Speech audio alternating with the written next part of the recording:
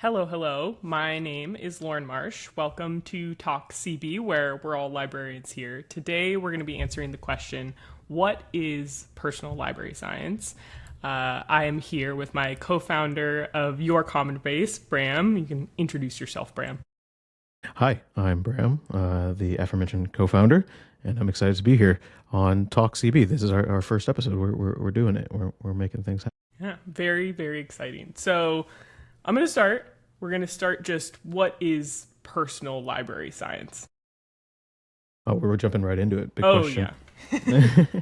So, personal library science is a portmanteau of personal computing and library science, both of which have existed independently of one another.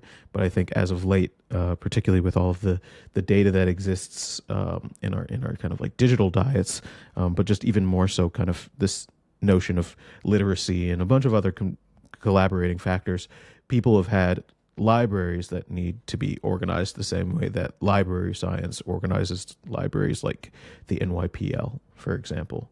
So personal library science is basically just defined as the organization, utilization, and management of a person's library.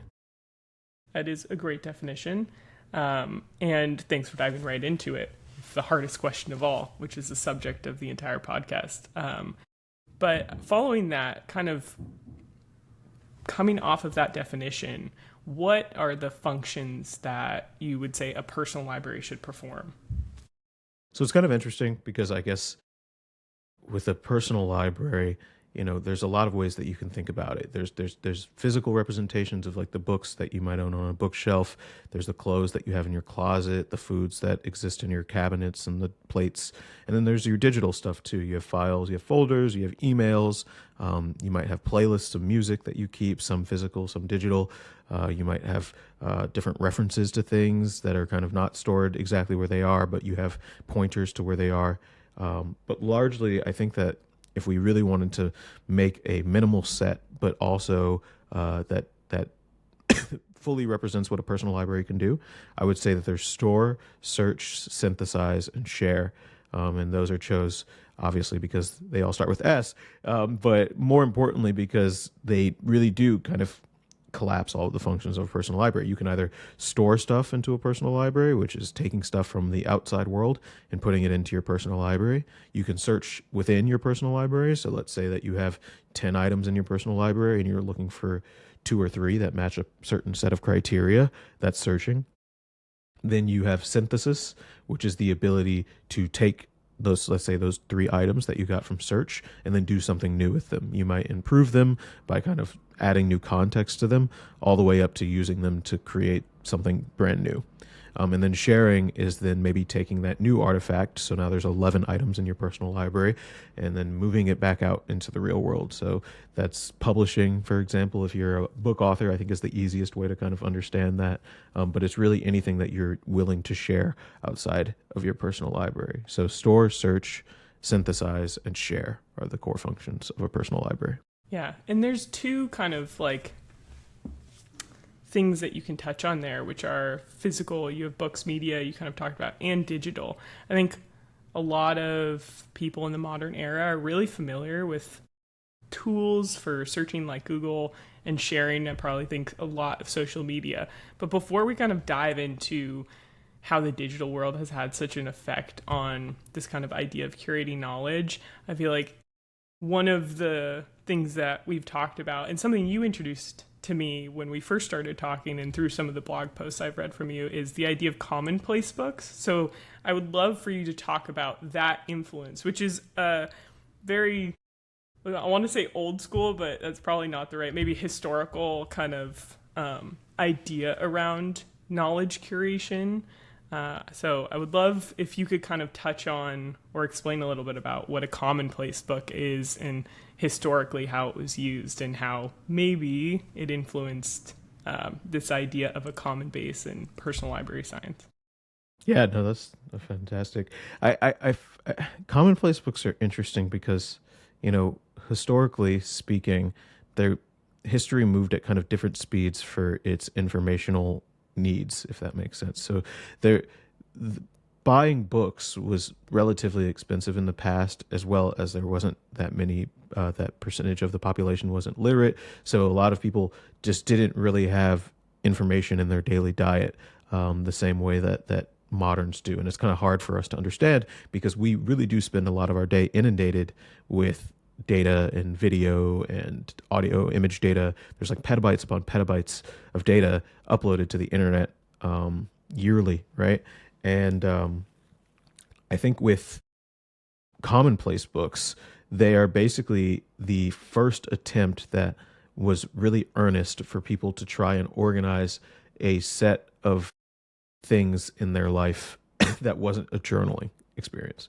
So I think a lot of people, when they buy a journal at the store, they use it as a self-reflection tool. They use it as a tool to write down whatever they're thinking about that day or that week, to kind of work through the problems that they're trying to solve. It basically becomes a collaborator, closer to like a therapist on the page, where you're writing down thoughts. A commonplace book had a very particular use where it was more meant as like a database in a time before computers. It'd say that you had some favorite quotes from books, or maybe like passages from the Bible, or even people would put hair of their loved ones in a commonplace book, feathers, flowers, just things that people wanted to store. They wanted to keep somewhere where they could find it later. And sometimes this whole find it later doesn't mean that they needed to find it for any particular purpose, but it was just kind of drawing together the entire narrative of their life. So commonplace books were really popular in Victorian England. In particular, there was a lot of people who found a lot of different uses for them. Coleridge is a good example. He would go on long walks, and he would fill his commonplace book up with like images and little bits of poems.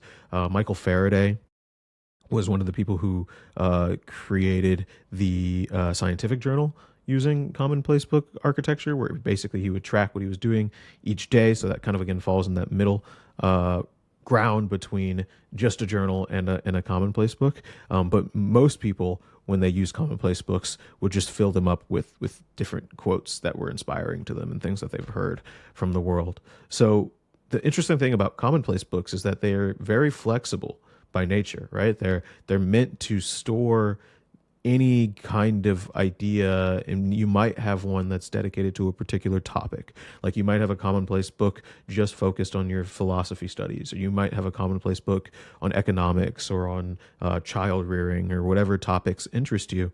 But the real commonplace books that have preserved themselves into history and have become kind of notorious are the ones that really show off the breadth and depth of personal curiosity, and the fact that you can have a few pages on this and then a few pages on this, and then it kind of all blends together to show the veracity of the human curiosity and how broad human curiosity can get.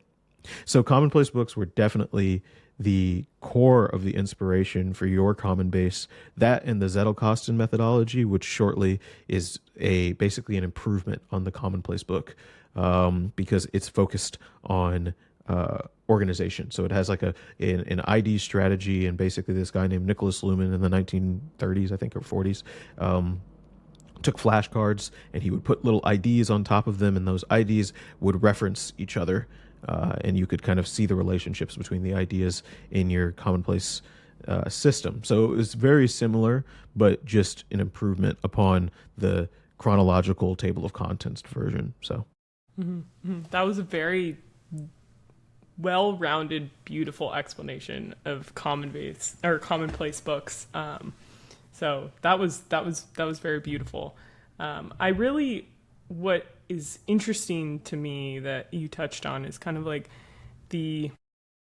I'm trying to come up with a more historical word than like multimodal, but the amount of different types of objects and types of notes that people would place in their kind of commonplace books.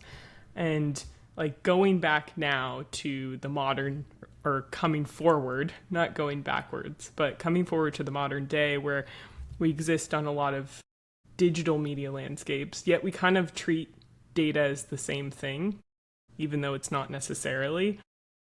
What are kind of those newer types of like digital ephemera that are different from each other? I think about like different social media posts versus files and how like, you could think of things from TikTok as locks of hair and things from your local computer as like the book quotes that you save.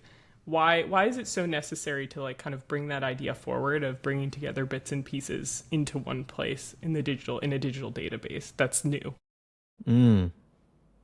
It's interesting because some of the distinctions are quite artificial, and I mean, like you can see that between Instagram Reels and TikTok, for example. People will literally just duplicate upload whatever they're uploading to one to the other because they're just trying to reach as much of an audience as possible, so the data stays the same. But I do think that the really interesting subtle differences are cultural differences. So there's different cultures that work on different niches inside of a computer. So there's things that are acceptable to post on Reddit that aren't acceptable to post on LinkedIn. There's things that are acceptable to post to your private computer files that aren't acceptable to post to your email.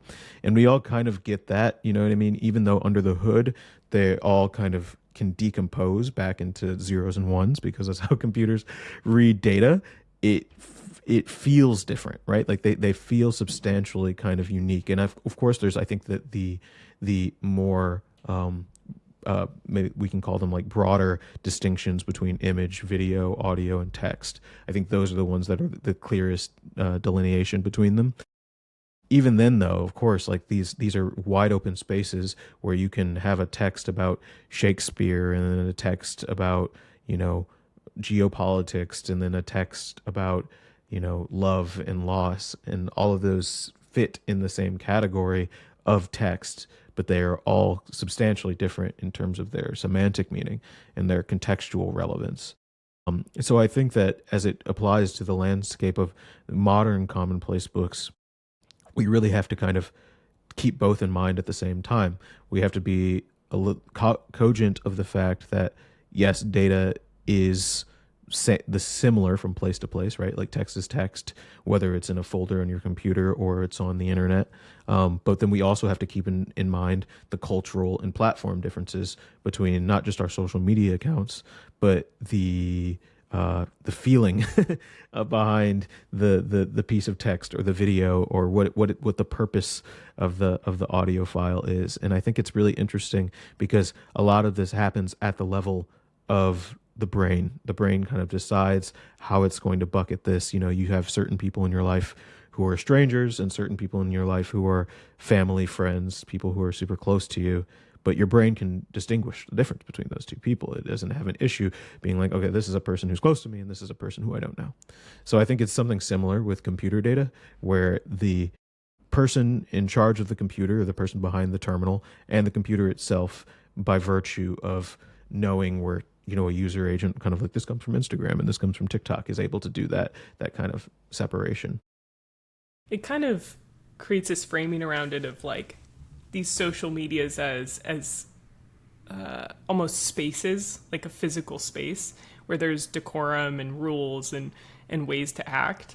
And these currently really seem like the one home for all of these little collections. So you have your like business network and your business type posts live on LinkedIn, and your social kind of photos and albums live on Instagram.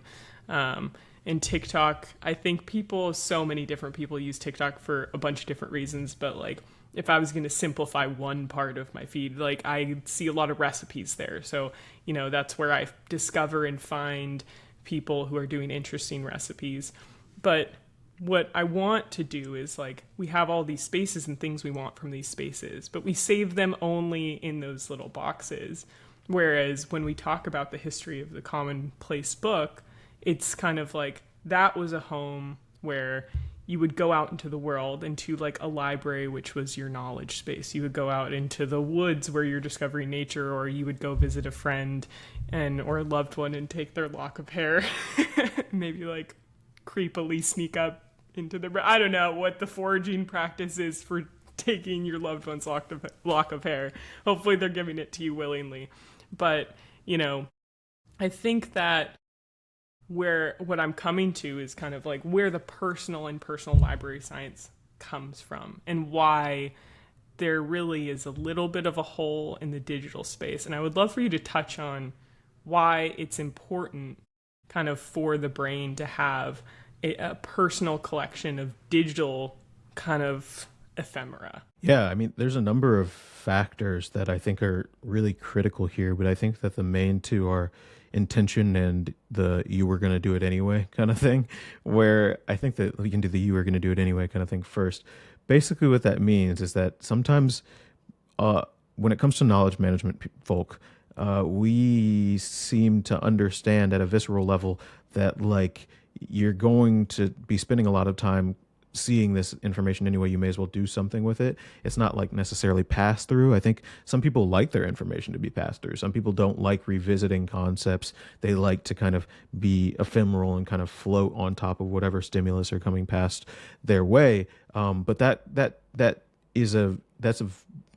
leads to stunting growth wise, intellectually, because your brain does need to form connections. It needs to understand the flaws in, previous reasoning. It needs to see the trends that have existed and the patterns that have existed to be able to make better decisions and healthier decisions going forward into the future.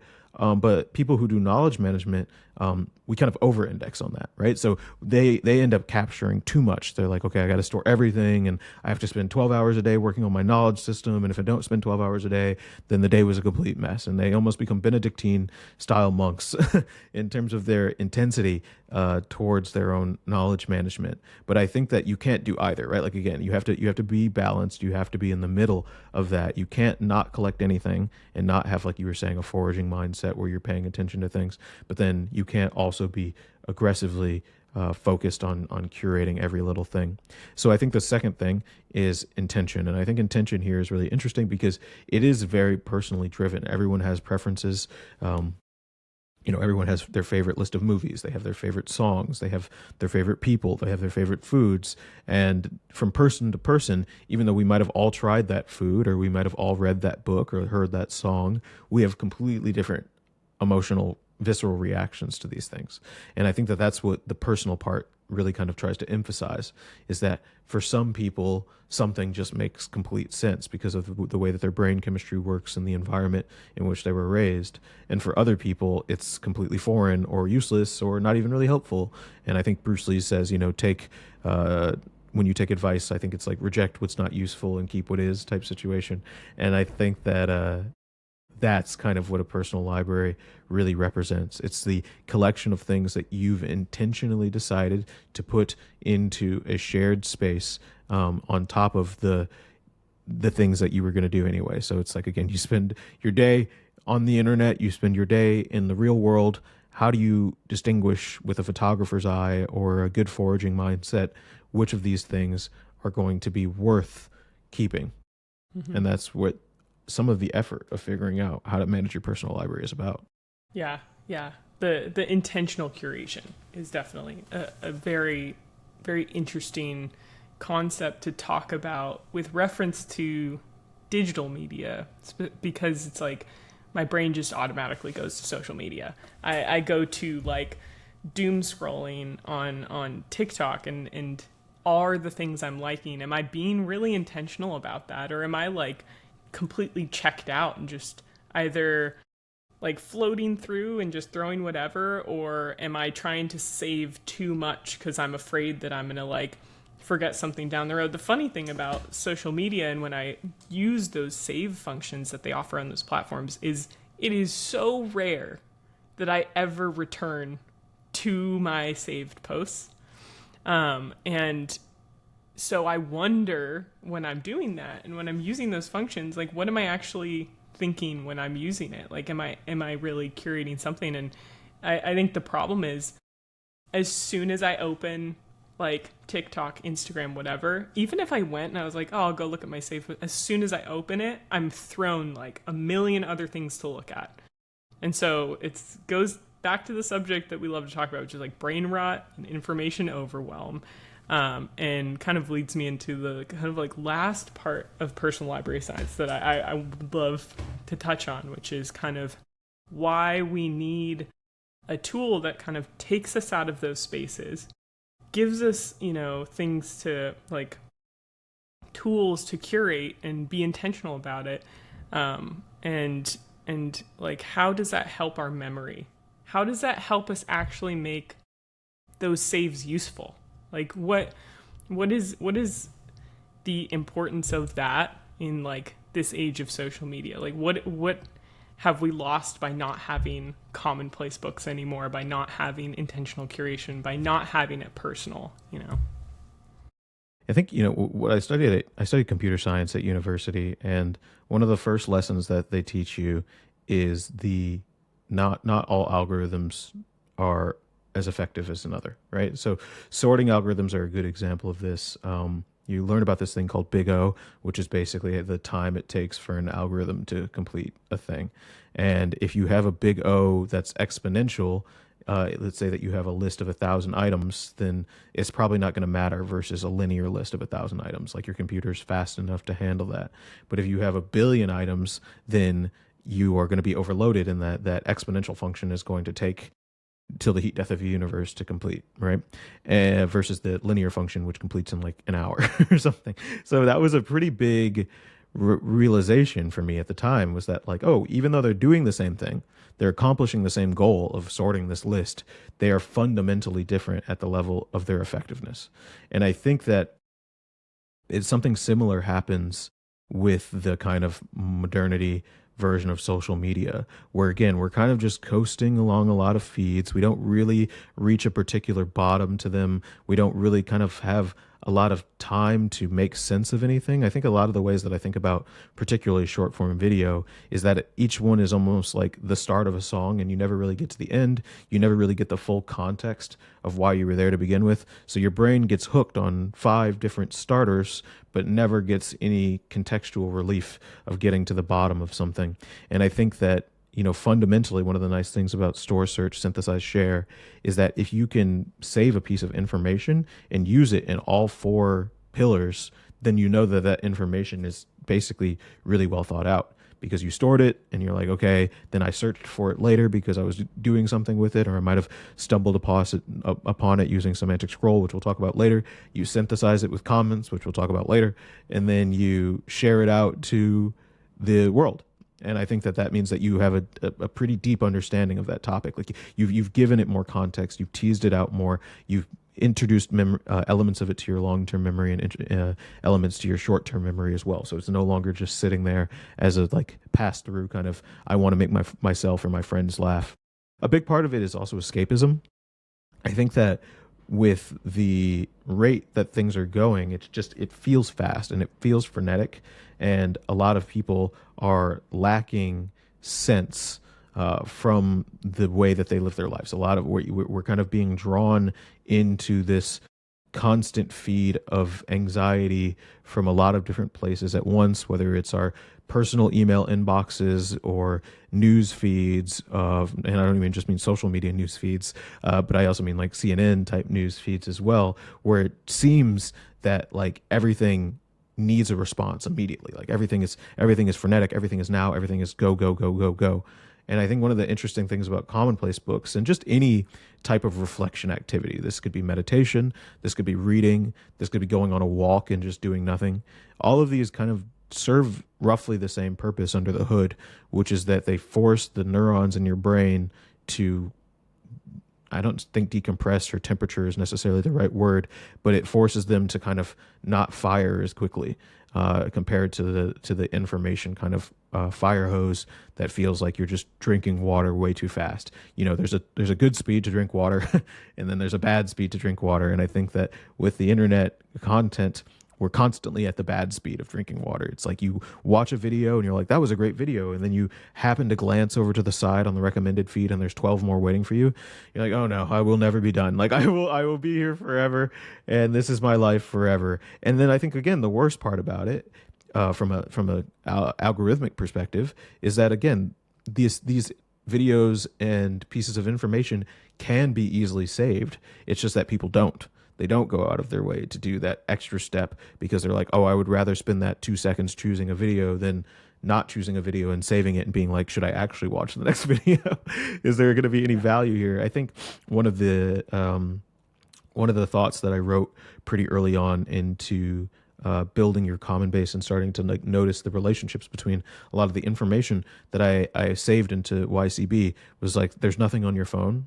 And I think that's what I meant by that wasn't that there isn't a lot to look at on your phone. There is. That's, I think, the whole point of your phone. And one of the reasons that the second we get internet connected, we're like, ooh, I can't wait to see what horrors await me on my device today. It's more along the lines of like, there's very little percentage of effective, relevant things to us on our phone any given day. I'm sure that if you started a stopwatch at the beginning of your day or had one of those counters that like line people do when they're counting how many people enter a venue, and then you clocked all of the different posts that you saw. So again, anything that's isolated, this one was written by a friend, this one was written by a boss, this one was written by a stranger, and you just kind of added all those up at the end of the day, you might be in the hundreds or thousands of things that you saw if you are a regular internet user, like a modern American, versus the ones that actually were like, if you go through that list again at the end of the day, you're like, maybe 20 of these were actually worth my time effectively, and they have anything to do with the goals that I'm trying to achieve in life right now,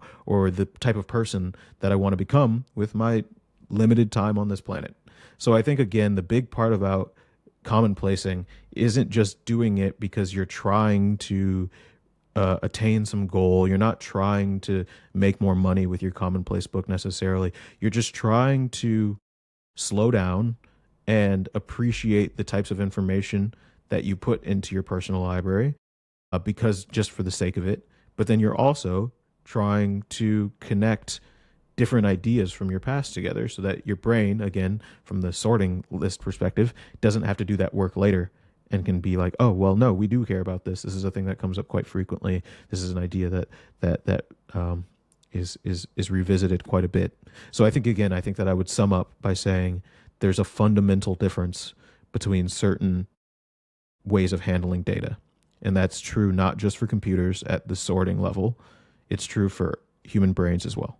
I think that a really good final place to leave this on to is, you kind of touched it near the end of what you were saying, is what does personal library science do for you over the course of your entire life? We've talked, kind of thinking about social media and consuming it and kind of continuously putting you in the present. Like, there's always something to watch in the present, but it's very difficult to break into like a mode of contemplation, even temporarily. But when we go back to those ideas of curation and what are you curating and why are you curating it, if we go all the way forward, not just like, trying to train yourself in the near term to be a better human with a better memory, how does this concept of personal library science project all the way forward to, if you have practiced this and use personal library science and use these tools in the digital space over the course of your life, what is the point when you're not using it to make tomorrow's you better, but not to be really dark, but what function does it have once there is no tomorrow you, I guess? Yeah. No, that's Am I getting too dark on the first episode? No. Yeah, no. I think let's jump into death. No, I think a healthy personal library, again, like I said, I think is a fair, conscious representation of a person's interests. So in a lot of ways, it's kind of like saying, hey, I saved this, but I chose not to save this. I chose to save this. I chose not to save this. And that over the course of a lifetime, again, a life is made up of days. It is composed of days, which is composed of hours, which is composed of minutes and seconds. And if you think of your life as a line, it's a line segment that has two pretty discrete points, one of which is your birth and the other of which is your death. And then there's a lot of stuff that goes on in the middle. And I think that the middle moments, one of the taglines that we've been playing around with and teasing is like kind of like a database of moments, right? It's this kind of list of things that you've said or seen or saw or heard or smelled or whatever, touched, felt, that you think are worth something. And, you don't really need to justify why they were worth something. They just were to you. You know what I mean? It's a confluence of factors. It has to do with your background and your genetic preferences and the time that you lived in and the type of person that you see yourself as being. And I think that, one of the things that people near the end of their lives find, and this is mainly just from me watching YouTube videos of old people and kind of reading books about, you know, retirement is interesting, I think, because a lot of people who retire basically immediately start dying. Like been pretty good studies that have shown that retirement is a great way to speed up the inevitability of one's death because they kind of lose a lot of purpose. They lose a lot of meaning. Their life slows down. They start taking in unhealthy habits because they didn't have any healthy habits to replace maybe the type of void that they're going to have with their work life. A lot of their social connections just immediately fall off the map because, again, a lot of those might have been connected to their career or the people that they worked with.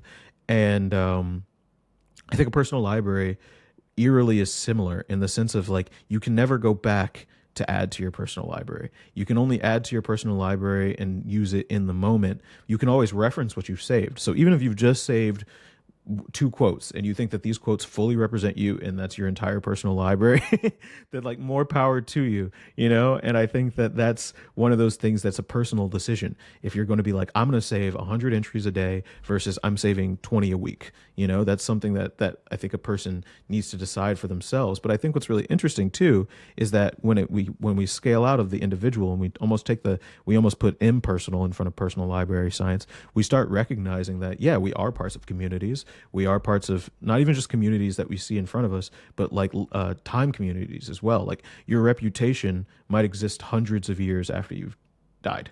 And I think that because of that, you want to have a personal library that you wouldn't mind being published to some extent after your death. I think the Diary of Anne Frank is a really good example of this. Obviously, she didn't mean to publish that. She did want to be a writer when she grew up, but she never got the chance to, of course. But she wasn't planning on publishing that diary that she was writing in Amsterdam. And I think that like when her father found it and published it after her death, the world was kind of stunned at both how eloquent this 13-year-old girl was and how deep her thoughts were, but also just the invitation to her personal life and the invitation to understanding who she was and kind of what that means against who we are, because again, we're all individual people. And I think that it's easy, like, from an ancestry.com perspective to be like, oh, I'm just curious what my ancestor thought about XYZ, from almost Avatar: The Last Airbender talking to your previous incarnations. But I also think that knowledge is interesting because, in Zen and the Art of Motorcycle Maintenance, Persig talks about ghosts of ideas. And he says, Newton's ghost still haunts us today because we're all talking about gravity, right? Like different words that are made and concepts that are made by different people who've lived in the past continue to live on through us. They continue. The hero's journey is told over and over and over, and it's always told with maybe different stories or different technologies or different characters. A lot of movies, like I've noticed recently that like when they kind of, some of the Marvel actors are now aging and they replace them with new ones, and then it's just like it almost feels like the new kid is going to become the old Marvel hero, but you're like, oh, it's just a cycle. Like this kid and this kid's gonna get old and they're gonna die, and then there's gonna be a new kid that like shows like the new experience. So I think that a cool facet of personal libraries is, again, you're not doing this necessarily for capital reasons. You're not doing this because it's going to make you a lot of money. I think it can make you money. I think a good personal library can make you a lot of money. But I think that the foundational reason that you should want to have a personal library is almost the proof of existence that it is to be a human. It's the proof of, hey, if you were curious about me as a person, you can see the things that I've saved over the course of my life and the comments that I've left on these things that I've saved. And if you want to understand a little bit, if you want to empathize with me a little bit, then you can meet me where I am and you can meet me with what I've created. So I think personal library science at the end of your life should be more of both a nostalgic tool for the creator to kind of look back at the things that they've saved and the kind of ideas that they've had over the course of their life, to be grateful for the things that they were able to do over the course of their life. But for the people who aren't them, it's both a asset to understand one primary source from a particular moment in history, but also a very powerful kind of emotionally charged tool of what a person chose to be, or who a person chose to be. Which is very, very beautiful concept. I think we started with the question, what is personal library science? We defined it, talked about its functions. We talked about stealing people's locks of hair and all the way to death and mortality. So I think this is a good place to end this first episode. Thank you so much for letting me basically interview you with rambly questions. You provided really brilliant answers, and I'm excited in future episodes to dive a little bit further into, you know, exactly what those 4 functions are, how kind of modern technologies enable us to do so much more with a lot of the kind of abstract and philosophical concepts we talked about today. So I'm looking forward to the future, and I will be bringing you on to interview again, or just you and me will just yap back and forth. Yeah. No. I think the questions were fantastic as well. And again, as we're talking about here, there is a lot of moving subparts that can be taken in a lot of different directions, because there's a lot of different things here. So I think that we have a lot to cover that we didn't touch upon today. So we can just leave nice little spoilers to our audience to tune in next time. Yes, tune in next time. Okay. Thank you to the audience that is listening. Hopefully you got something interesting out of it other than steal some locks of hair. Go steal those hairs. Yeah. People don't need them anyway. We have too many of them. We have too many. Yeah, put them in a book somewhere next to some good quotes. They don't decompose for a while. I think they last for like hundreds of years. That's crazy. And on that I note, can actually... before we go off on a completely different tangent and this episode becomes all about how, why, and what to do with people's locks of hair. Decades or millennia in ancient mummies. If it's stored in the right environment, it can last millennia. Stored in the right.